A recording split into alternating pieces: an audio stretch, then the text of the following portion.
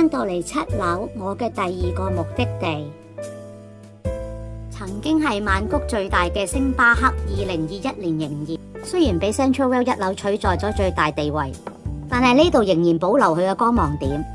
店入邊擺放咗一系列營銷品同埋泰國藝術家嘅木雕壁畫。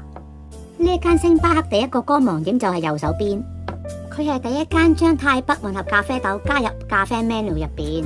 呢隻咖啡豆叫做滿心喜悅蚊仔。星巴克答應每賣出1杯咖啡就會捐出10包俾咖啡農戶。而呢間星巴克第2個光芒點就係 Tiwana， 係泰國第一間設有 Tiwana Bar 嘅星巴克，提供各種特色類嘅茶或者係咖啡類飲品，提供另一個清爽響茶體驗。唔好忽略咗呢個船型嘅設計啊！另外一個亮點就係呢度用一部新型嘅咖啡機，最特別係 Reserve Bar 旁邊呢個木雕藝術裝置，成為全間鋪嘅亮點。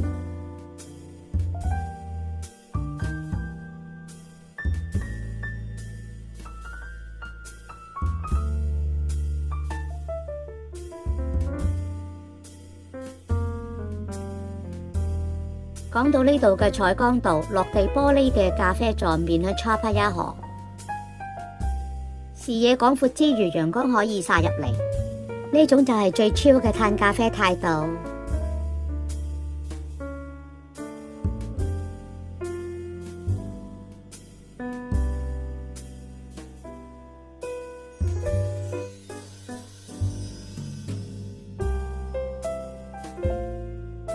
店內種咗好多泰北農場嘅綠色樹木，仲有一啲植物嘅資料介紹。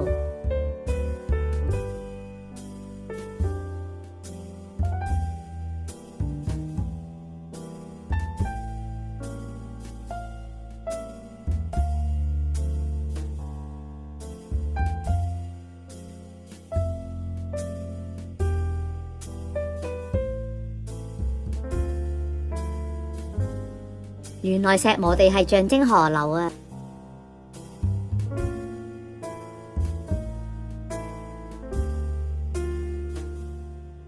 ！2樓樓梯嘅設計，你哋覺得似乜嘢？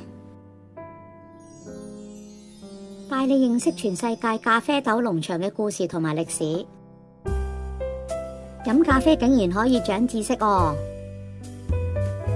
企喺2樓嘅視野更加廣闊。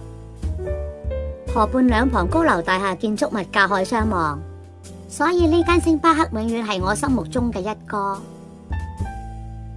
有人話天花板嘅造型燈具好似水燈節嘅放天燈，你哋又覺得似唔似呢？不過喺加埋閃爍嘅燈光之下，一閃一閃都幾似啊！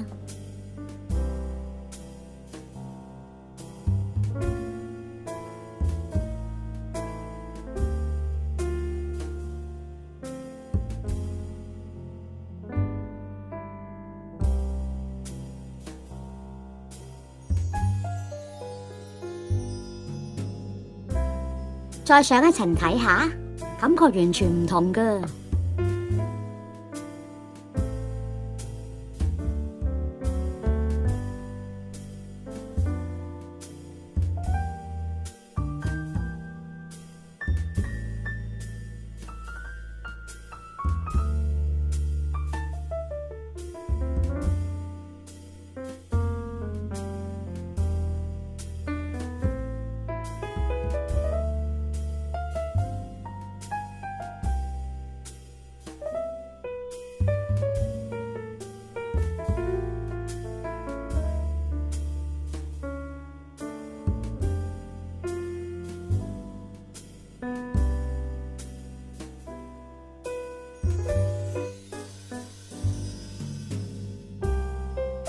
呢一層亦係最高嘅一層，好似特別恬靜啊！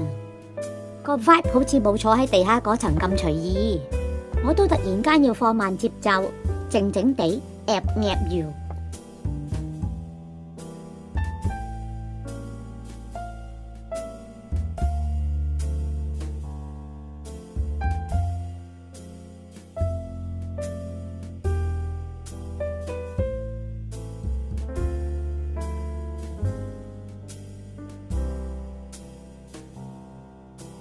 但視野更加廣闊。